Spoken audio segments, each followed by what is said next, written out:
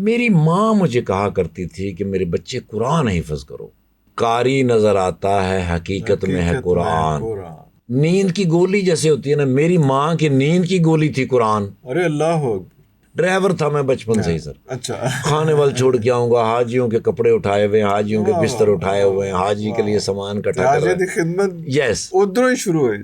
جی سر. تب سر میری ماں مجھے کہا کرتی، انہوں نے کہا میرے بچے انشاءاللہ تم حاجیوں کی خدمت کرو گے مکے میں جا کے.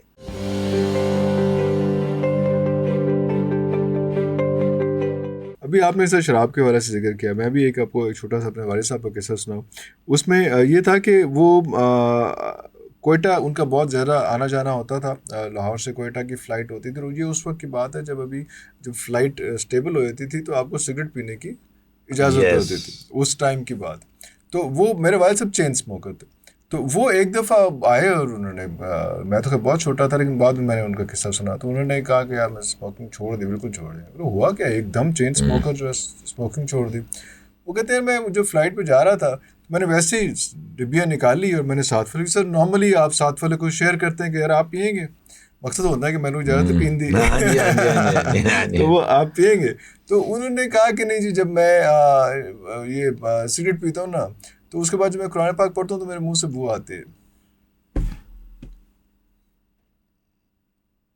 تو انہوں نے وہ ڈبیا جو ہے دیکھیں نا سر، وہ ڈبیا بند کر کے وہ اس کے بعد انہوں نے جب تک ان کی حیاتی رہی. ٹھیک ہے سر، یہ ایک سفر تھا، یہ ایک بات تھی، اور یہ انہوں نے آپ کو بتائی، آپ نے آگے بتائی. ٹھیک ہے، اب کسی کو یہ بات لڑ جائے تو وہ اسموکنگ چھوڑ دے گا. اعتزاز الاحسن صاحب کے نام سے تو آپ واقف؟ جی بالکل سر. کیسے؟ پائے وکیل، جی بالکل بالکل، سیاستدان، اور بڑے انتہائی معتبر آدمی. وہ کہہ رہے ہیں کہ 10 سال کی بچی میرے ساتھ سفر کر رہی تھی، تو جیسے یہ اترے تو میں نے ان سے کہیں کہہ دیا خدا حافظ. 10 سال کی بچی نے مجھے روک لیا، انہوں نے کہا آپ نے مجھے خدا حافظ کیوں کہا؟ خدا حافظ کیوں کہا؟ آپ کو اللہ حافظ کہنا چاہیے تھا. اب اس بات کے اوپر کہنے لگے جی میری بحث ہو گئی. اب جب بحث ہوئی تو اس بچے نے بتایا، اس بچی نے کہا کہ خدا اور آقا تو زمینی لفظ ہے، یہ تو مصنف، ادیب، شاعر یہ یوز کرتے ہیں، قرآن نے تو نہیں اس کو یوز کیا. قرآن نے تو کہا ہے اللہ، اور قرآن نے تو کہا ہے رب المشرقین و رب المغربین، الحمدللہ رب العالمین. ٹھیک ہے سر. بسم اللہ الرحمن الرحیم، واللہ خیر الرازقین، واللہ یرزق من یشاء بغیر حساب، اللہ نور السماوات والارض. یعنی اللہ اور رب یہ قرآن کا لفظ ہے، یعنی آسمان کا لفظ ہے. خدا اور آقا یہ زمین کا لفظ ہے، کیونکہ اس کے اندر شرک ہے. اگر آپ اس اللہ کا ذکر کرتے ہوئے کہیں کن خداؤں کی پرستش کرتے ہو؟ ایبسلیوٹلی، کیا خوبصورت بات کی آپ نے. کن آقاؤں کی بات کرتے ہیں؟ زمینی خداؤں سے.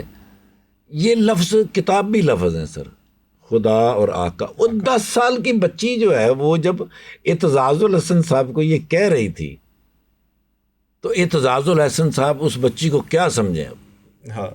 کہ وہ کوئی تبلیغ کرنے والی تھی، یا کوئی عالم تھی، یا کوئی محقق تھی، یا کوئی محدث تھی. بس اس کے دماغ میں اللہ نے ڈال دیا تھا. اللہ حافظ ہو یا رب راکھا ہو یا اس طرح سے، یہ تو کہہ سکتے ہیں سر. یہ ایسا لفظ ہے جو وحدانیت کی طرف آپ کو لے کے جائے گا. اللہ جو ہے یہ واحد لفظ ہے سر، اور یہ وحدانیت کا تصور ہے. رب جو ہے یہ واحد ہے اور وحدانیت کا ایسے. لیکن خداؤں، خدا، زمینی آقاؤں، یہ جو شرکی لفظ ہے سر. ہاں مجھے ایسا لگتا ہے، ہو سکتا ہے میں غلط ہوں، کہ یہ لفظ ایران سے آیا تھا، کہ وہ فارسی میں استعمال کرتے تھے خدا حافظ. سردار جو ہیں، سکھ جو ہیں، پنجابی جو ہیں، یہ بھی اس بات کو بہت مائنڈ کرتے ہیں. اچھا، ہاں رب راکھا کہتے ہیں، وہ بھی رب راکھا کہتے ہیں. وہ کئی دفعہ ٹوک دیتے ہیں، میری کبھی ان سے ایسی بات ہے تو وہ ٹوک دیتے ہیں. انہوں نے کہا نہیں جی، رب ایک کوئی رب ہے گا، سو رب راکھا، او اللہ تہاڈا راکھا ہوئے، یا اللہ راکھا کہہ دیا کرو. سو ایک چھوٹی سی بچی اگر یہ تعلیم دے جائے اور یہ علم آپ کو دے جائے تو آپ اس کے اوپر پستولے نکالتے ہیں کہ تیرا کیا تعلق ہے اس کام سے، کیونکہ آپ کے ساتھ یہ ساری باتیں بھی بہت زیادہ ہوتی ہیں کیونکہ یہاں پہ یہ بھی ایک رسم آیا کہ یار ایک کدھروں حافظ قرآن ہو گئے تے ایک کتوں پتہ چل رہا ہے کہ جناب تسی جڑے گئے ادھروں قرآن حفظ کیتا ہے, کوئی ڈگری کوئی چیز ہے ہی نہیں, تے کتوں کیڑا مدرسہ ہے تہاڈا, کتوں پڑھیا, یہ بھی ایک آپ پہ ایک بالکل آتا ہے جی, مجھے بھی کئی لوگ کہتے ہیں. میں نے نا جی, میں میاں چنو کا رہنے والا ہوں.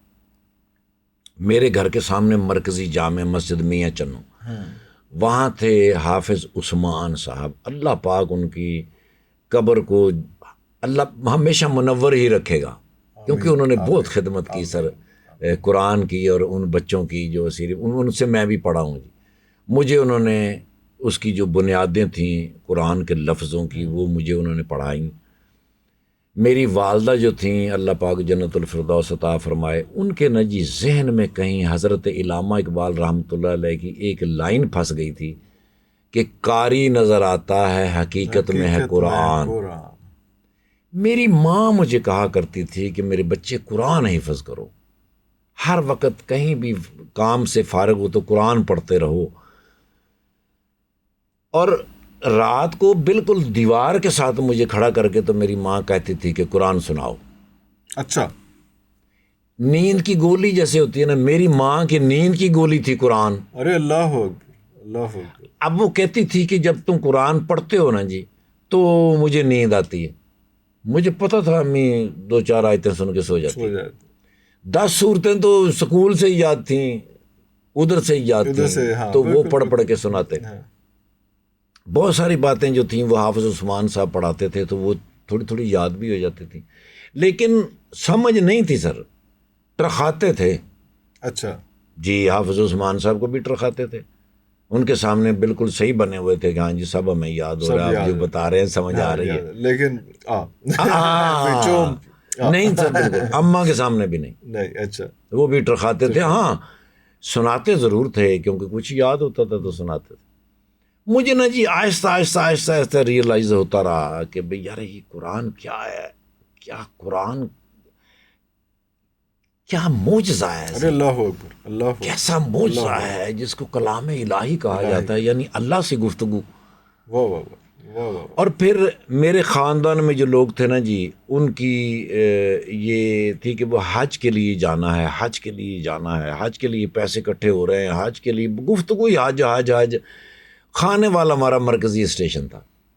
واہ, زندگی کا مقصد جو ہے وہ حج ہی تھا سر ان کا, باقی غیر امپورٹنٹ ہے سر. سارا سال کاروبار ہو رہے ہیں, پیسے اکٹھے ہو رہے ہیں, کمیٹیاں ڈل رہی ہیں, بھی حج پہ جانا. ارے اللہ. اب کھانے والے اس کا مین اسٹیشن جہاں سے کراچی جانا ہے, کراچی سے شپ جو ہے اس کے ذریعے جانا ہے 8-10 دنوں میں.